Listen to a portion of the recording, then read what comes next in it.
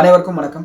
இன்னைக்கு இந்த வீடியோவில் நம்ம என்ன பார்க்க போகிறோம்னா ரெண்டு டாபிக்ஸ் பார்க்க போகிறோம். ஒன்று வந்து என்னென்னா, ட்ரம்ப் வந்து பார்த்தீங்கன்னா நம்ம மேலே இன்டர்நேஷ்னல் எமர்ஜென்சி எக்கனாமிக் பவர்ஸ் ஆக்டை பயன்படுத்தி போட்ட டேரிஃப் வந்து செல்லாதுன்னு சொல்லிட்டு அமெரிக்கன் சுப்ரீம் கோர்ட் வந்து வெள்ளிக்கிழமை தீர்ப்பு கொடுத்துட்டாங்க.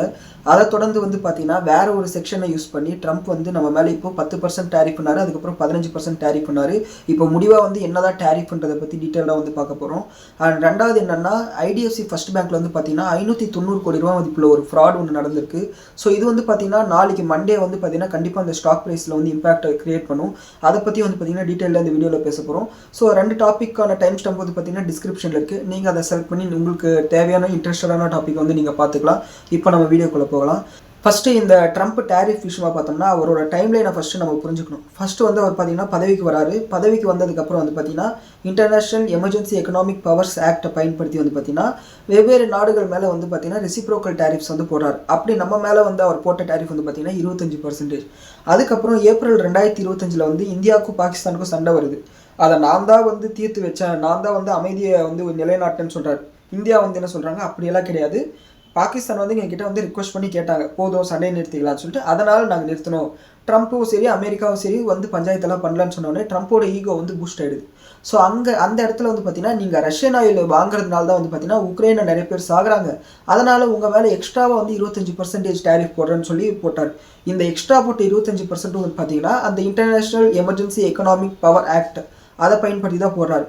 இப்போது வெள்ளிக்கிழமை வந்த தீர்ப்பு என்னன்னா, யூஎஸ் சுப்ரீம் கோர்ட்டில் இந்த இன்டர்நேஷ்னல் எமர்ஜென்சி எக்கனாமிக் பவர் ஆக்டை ட்ரம்ப் வந்து பார்த்தீங்கன்னா அளவுக்கு அதிகமாக யூஸ் பண்ணிட்டாரு. இந்த அளவுக்கு யூஸ் பண்ணுற அளவுக்கு ட்ரம்ப்புக்கு வந்து, அதாவது யூஎஸ் பிரசிடென்ட் வந்து அதிகாரமே கிடையாதுன்னு சொல்லிட்டு 9 பேர் கொண்ட நீதிபதிகளில் 6 பேர் வந்து சொல்லிட்டாங்க. 3 பேர் வந்து பார்த்தீங்கன்னா ட்ரம்ப்புக்கு ஃபேவராக சொல்லியிருக்காங்க. ஸோ 6 பேர் வந்து ட்ரம்ப்புக்கு அகேன்ஸ்டாக சொன்னதுனால இந்த டேரிஃப் வந்து உடனே செல்லாது அப்படின்னு சொல்லிட்டு முடிவு வந்துருச்சு. ஆனால் உங்களுக்கு ஒரு கேள்வி வரும், நம்ம தான் ஆல்ரெடி வந்து ட்ரேட் டீல் வந்து சைன் பண்ணிட்டோம்னு சொல்லிட்டு. ஆக்சுவலாக ட்ரேட் டீல் வந்து இன்னும் சைன் ஆகலை. இன்னுமே வந்து பார்த்தீங்கன்னா இன்ட்ரீம் அக்ரிமெண்ட்டில் தான் ஓடிட்டுருக்கு. அண்ட் அடுத்த வாரம் தான் வந்து பார்த்தீங்கன்னா ட்ரேட் டீலில் சைன் பண்ணலாமா அப்படின்னு சொல்லிட்டு முதல் கட்ட ட்ரேட் டீலில் வந்து சைன் பண்ணலாமான்னு சொல்லிட்டு பேசிகிட்டு இருந்தாங்க. ஸோ இன்னமும் கூட வந்து பார்த்தீங்கன்னா நம்மளுக்கு அந்த பழைய 25% டேரிஃப் தான் இருக்குது. 25% எக்ஸ்ட்ராவாக போட்ட டேரிஃபை எடுத்துட்டாரு.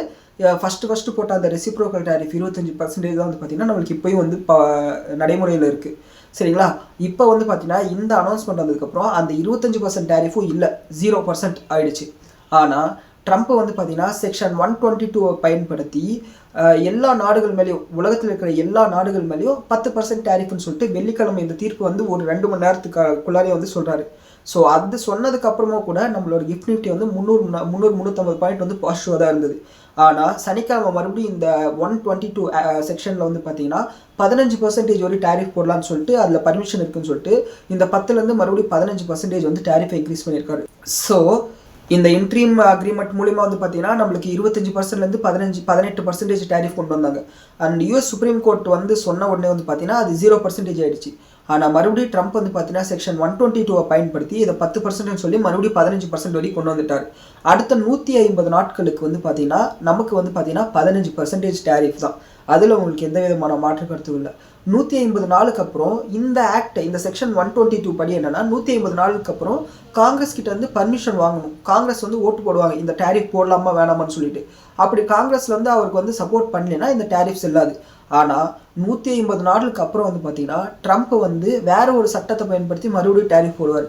இதை நம்ம நியூஸ் வீடியோவில் நம்ம ஏற்கனவே பேசியிருந்தோம். ட்ரம்ப் வந்து இந்த முடிவில் தான் இருக்காரு.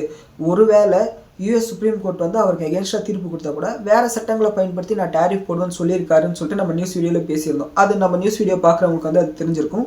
ஸோ இப்போ வந்து பார்த்தீங்கன்னா கிஃப்ட் நிஃப்டி நேற்று இண்டிகேட் பண்ண மாதிரி, அதாவது வெள்ளிக்கிழமை நைட்டு இண்டிகேட் பண்ண மாதிரி பார்த்தீங்கன்னா 350-400 பாயிண்ட் வந்து பாசிட்டிவாக ஓப்பன் ஆகிறதுக்கான பாசிபிலிட்டிஸ் ரொம்ப கம்மி தான். மேபி ஒரு 150-200 பாயிண்ட் வந்து பாசிட்டிவாக ஓப்பன் ஆகலாம். இதுதான் வந்து பார்த்தீங்கன்னா ட்ரம்ப் டேரிஃபில் இருக்கிற பிரச்சனை. இப்போது இதில் இன்னொரு விஷயம் என்னென்னா, இதுவரையும் வந்து பார்த்தீங்கன்னா எக்ஸஸாக டேக்ஸ் கட்டினவங்களுக்கு ட்ரம்ப் வந்து ரீஃபண்ட் கொடுக்கணும். அது வந்து $150 பில்லியன் வரையும் சொல்கிறாங்க. $1 பில்லியன் 100 கோடி டாலர்ஸ். சரிங்களா? 100 கோடி டாலர்ஸை நம்ம இந்திய ரூபாயில் கன்வெர்ட் பண்ணோம்னா 90 ரூபா. அப்போது 9000 கோடி ரூபாய் 1 பில்லியன்.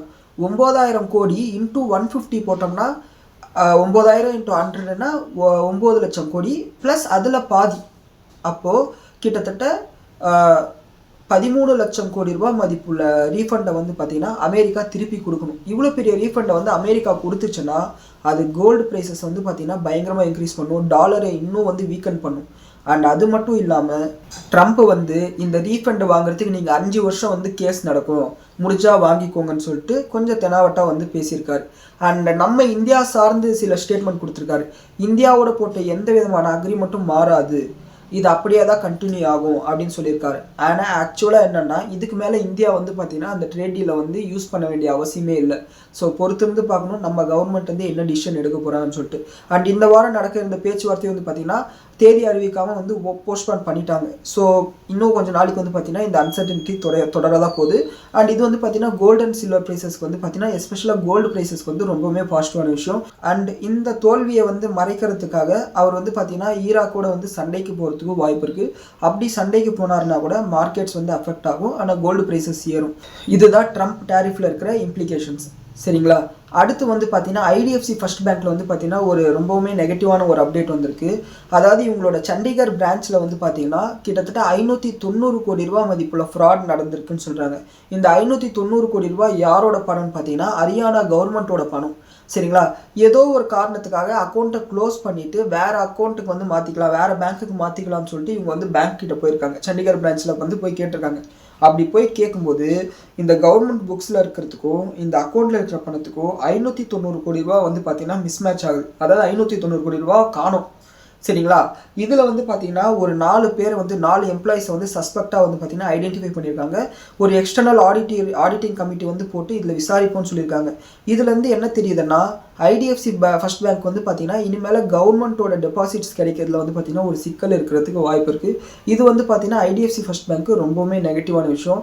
என் கெஸ் கரெக்டாக இருந்தால் நாளைக்கு 3-4% வரையும் கூட ஐடிஎஃப்சி ஃபர்ஸ்ட் பேங்க் விழுறதுக்கு வாய்ப்பு இருக்குது. சரிங்களா? இதுதான் வந்து பார்த்தீங்கன்னா ஐடிஎஃப்சி ஃபர்ஸ்ட் பேங்க்கில் இருக்கிற அப்டேட்.